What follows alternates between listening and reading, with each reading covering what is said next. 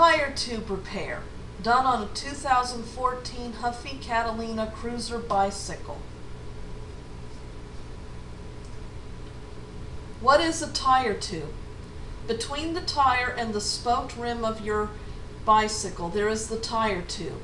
This is located inside the tire. This is actually the part that you inflate with air. How do I know when I need to replace the tire tube? Your tires will lose air and need to be inflated from time to time. However, the signs that your tire tube needs to be replaced are: you hear a hissing sound from your tires and smell some stinky air. The tire suddenly deflates all at once. When you try to inflate the tire, it will not inflate. It is possible for your bicycle tire to be fine and to have a punctured tire tube. You may want to check the tire itself just to be sure, but a punctured tire tube does not necessarily mean that your tire has to be replaced as well. What you should do if you have a punctured tire tube. You have two options when you have a punctured tire tube. You can patch it or you can replace it. Since a new tire tube for a Huffy Catalina bicycle only costs $2.99, I decided to just replace it entirely. And Huffy was actually nice enough to send them to me for free. The tires tell you all. The tires actually tell you how much air you should put into them. Look for the PSI number, the direction they should be pointing when you put them on the bicycle, and the tire tube number. The 26 by 2.35 is the tire tube number. The front and back wheels take the same tire tube number. What you need: a tire tube, of course, a socket wrench. A tire lever may be a good tool to have if you are a bicyclist. It helps you pry the tire off. However, I didn't have one myself and used a flathead screwdriver. An air pump, preferably with a gauge. A safe place to store screws. This is messy work, so don't wear your good clothes or do it in a place where you would mind getting stains. A small wrench may be helpful to loosen the nut that holds the small screw we will need to loosen. This may not be something that is needed, but it is nice to have just in case. An offset screwdriver is nice to have because if a screw is frozen, this screwdriver will give you more leverage. However, if you don't have one, you can use a small Phillips head screwdriver. Last but not least, my bicycle is only 1.5 years old, so I didn't need this. However, if your screws are frozen or rusted, you may need this to help loosen them. Step 1. You'll have to flip your bicycle upside down to do this repair. Remove anything that may interfere with this, like baskets. If the bicycle is heavy, mine is, you may need someone to help you if you have a bad back.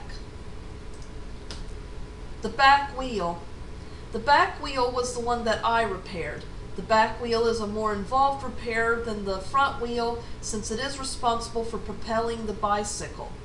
When you loosen screws and nuts, remember to always turn the screwdriver or wrench to the left to loosen and to the right to tighten. However, be aware that depending on which side of the bicycle you are, your left and right changes. For me, on the chain side, I loosen the nuts in the direction of the handlebars. On the opposite side, I loosen the nuts in the direction of the back of the bicycle. Step 2. Loosen this nut on the chain side with a socket wrench. Step 3. On the opposite side, loosen the nut. Use the offset screwdriver to loosen the tiny screw. Take note of the position of the piece it is screwed into. If you find loosening this screw difficult, you may want to use a small wrench to loosen the nut on the other side of it. Step 4. Pull the wheel up out of its slot and then carefully remove the chain off the back wheel. You can let the chain hang. You don't have to totally remove it from the larger wheel near the pedals. Step 5. Unscrew the cap on the nozzle that you connect an air pump to and set it aside in a safe place. Step 6. Start squeezing the tire and pulling up to reveal its inner seam. Using a tire lever or flathead screwdriver, pry out the inner seam. Circle the tire while doing this. Step 7. After one side of the seam is out, tug the tire off the wheel rim. Step 8. Remove the bad tire tube. Step 9. Take out your new tire tube. Make sure the air nozzle is pointing inward. Step 10. Insert the tire tube inside the tire, making sure it doesn't twist. Some people partially inflate it, but I found it was easier to insert it uninflated. Step 11. Remove the cap from the air nozzle. Find the hole in the wheel rim and insert the air nozzle through it. Step 12. Replace the cap on the air nozzle so that it doesn't pop back inside when you replace the tire on the rim. Step 13. Working your way around the tire, tuck the seam back into the rim. I didn't find that I really needed any tools to do this. Step 14. Remove the air nozzle cap and attach an air pump to it. Inflate the tire tube to the recommended PSI. In my case, it was 40.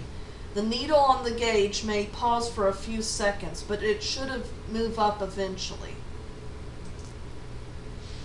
The tire should not sag in any area and should be hard to the touch. Step 15. Look for an arrow on the side of the tire. There may not be an arrow if you are replacing the front tire. The arrow should be pointing towards the handlebars when you put the wheel back on the bicycle. Step 16. Make sure this piece is near the part it connects to when you put the wheel back on.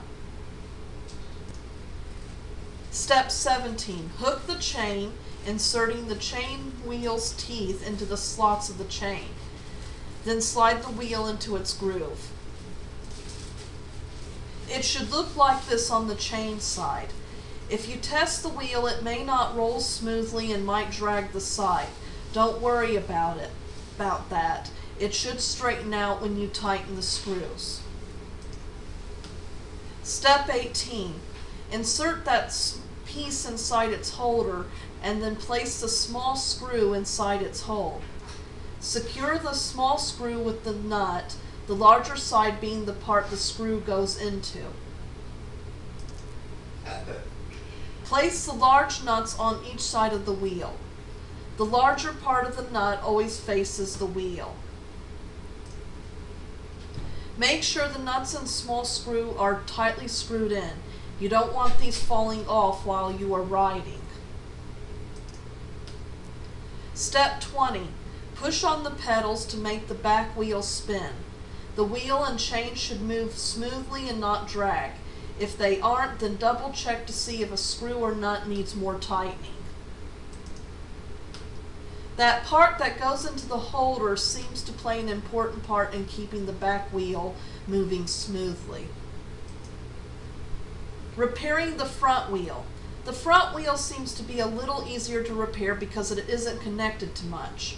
My front wheel didn't seem to have an arrow on its tire.